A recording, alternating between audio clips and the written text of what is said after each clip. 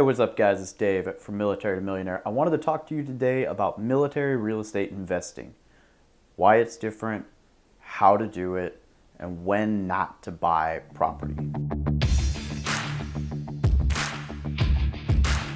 Okay, there's a lot of different things that make the military life, which is full of variety and change and all this other chaos, actually really, really good for real estate investing. So one of them is the VA loan. We can't, and I would be remiss not to mention the VA loan in any video about military real estate investing. So the VA loan allows you to purchase a property with zero down that you can live in. Now you can do up to a 4-unit building. So you could go to a location that's affordable, somewhere maybe by Pensacola, or maybe on Jacksonville on the East Coast, or Texas if you're in the Army, or maybe in Oklahoma, wherever. And you could buy a fourplex for not a single penny out of your pocket, rent to the other 3 tenants, and essentially pocket your entire housing allowance and not have a mortgage payment at all.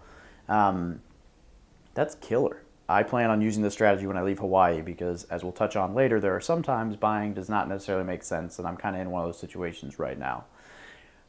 But the VA loan is killer, and I'm actually working on some really serious content and actual videos, professional grade videos with some VA lenders to really showcase the benefits of that with you. But I don't want to ruin that, so we're going to stop here. Okay, relocations. So one of the other benefits, again, kind of piggybacking off the VA loan, but you relocate every couple of years, which allows you the opportunity, whether it's the VA loan or the FHA loan, to reuse that benefit and benefit from it again in a different location, as opposed to just being stuck there. And you could still use it there, but it opens some other doors. Some of the benefits to relocations include that although you're moving, they are the prime market for rentals. No matter where you go in the military, if you are on a large military installation, there are hundreds, if not thousands, of renters out there every month. It's not really that hard to rent when you're in a military community because we rotate in and out, which means there's a steady flow of people looking for housing. And if you have decent housing at a decent price, you're going to be able to find tenants. And your clientele as tenants in the military are going to be a lot higher because they'll probably have some, self-worth and be able to take care of themselves and take care of your property. But also they know that if they don't pay their mortgage to you, their command is going to take it out of their paycheck and give it to you. So you don't have to worry about someone just not paying their rent payment, because if they don't, you'll get it eventually.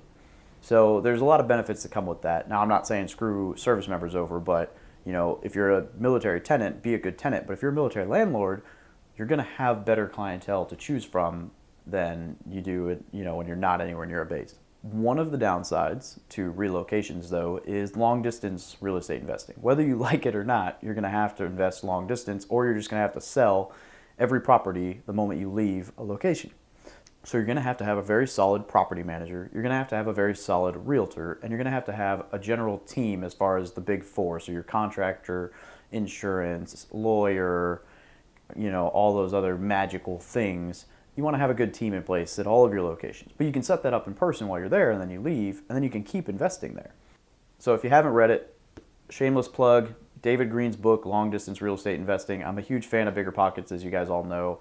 David Green's book is phenomenal. If you, I don't know if you can see this, but as you go through, you'll see that there's a lot of yellow highlighting in there and pages turned down, and it's just chock full of great information. And for someone like me who'd already been investing in real estate long distance for a year or two, it was very beneficial still because it allowed me to improve my system. So I've actually used copied and pasted scripts that he has in this book into emails to find team members in other locations. I wrote an offer on a place that didn't get accepted, but in a city that I've never even been to in my entire life, using his scripts. I found a good realtor, I found a good property manager, and I wrote the contract. Didn't work out, but the point is that I was using these systems, so I would recommend his book. It's awesome. Okay, so the other piece that I wanted to talk about is when not to buy. So if you watch my interview with Rich Carey of Rich on Money, and I'll link to that in the show notes down here, you'll know that he and I kind of vary on our stances as far as I'm a leverage guy, he's a cash buyer, but we 100% agree on one concept, and that is that sometimes it's just better to rent.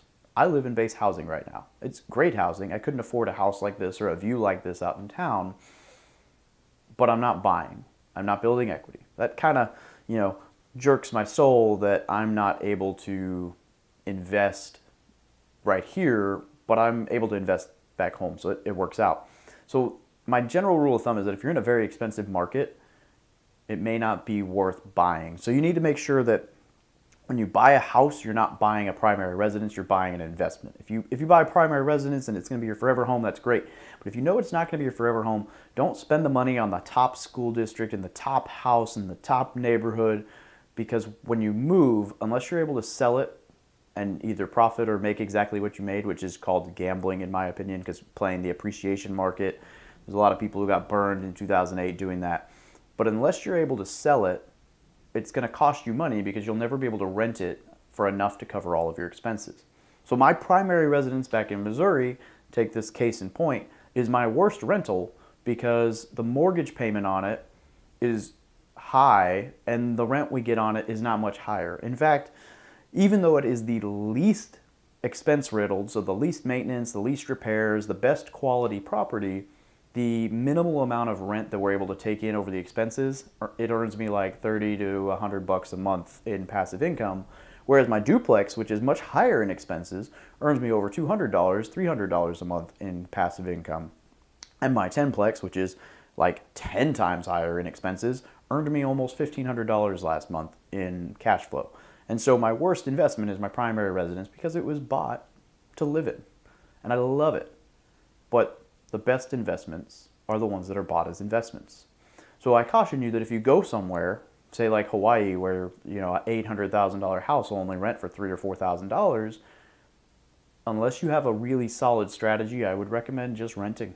I could find somewhere here and rent and pocket some BAH and do much better than I would if I was living out in town. So you need to have that conversation about when it's better to buy, when it's better to rent. There's all kinds of methods to thinking this through. Grant Cardone is a huge proponent of just renting everywhere. That might be one extreme. Then there's the people who buy everywhere, and I think that's probably more dangerous because, yeah, you might not gain equity renting everywhere, but you're not going to have a oh crap moment. Whereas if you buy everywhere, you may very well have an oh crap moment. So be intentional, be smart, and analyze it as an investment. So if you buy in every location as a military real estate investor, and you analyze the property as an investment, not a primary residence, and you utilize these strategies like the VA loan and the quality renters and the house hack, you could end up exiting the service even if you don't make it to 20 and have replaced your income. And that's very, very possible. I know some guys who make excessive amounts of money in passive income just from properties they've bought. So I just want to say, if you're in the military and you're looking at your paycheck, remember that your income is not what sets you up for wealth. It sure can help, but your expenses are what sets you up for wealth. So if you buy a property and you can minimize